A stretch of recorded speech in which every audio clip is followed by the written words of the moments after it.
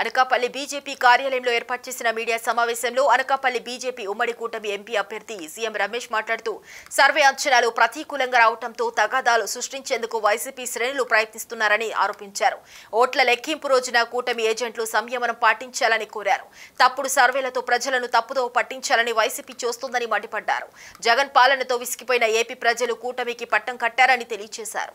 ఒక ఆత్మ సాక్షి అనే అతను సాక్షి అని నేను ఎప్పుడూ అబ్జెక్షన్ చేశాను. అతనికి ఏమాత్రం క్రెడిబిలిటీ లేదు. ఓన్లీ సాక్షి వాళ్ళు పెట్టి నడిపించిన అతను రేపు పోలింగ్ ఏజెంట్లు కూడా ఎవరు పోరు, వాళ్ళ క్యాడర్ డిమారలైజ్ అవుతుందని ఈ ఆత్మసాక్షితో పెట్టించారు. ఇంకొకటి ఆరా అనే సంస్థ కూడా ఇచ్చారు. నేను ఒకటి అడుగుతున్నా ఆరా అనే సంస్థను. నేను కూడా ఆరా సంస్థతో చేయించుకున్నా. నాకు ఒకసారి కాదు, 2 సార్లు కాదు, 3 సార్లు ఈ ఎలక్షన్లో 7కు 7 నియోజకవర్గాలు గెలుస్తున్నాయని చెప్పాడు.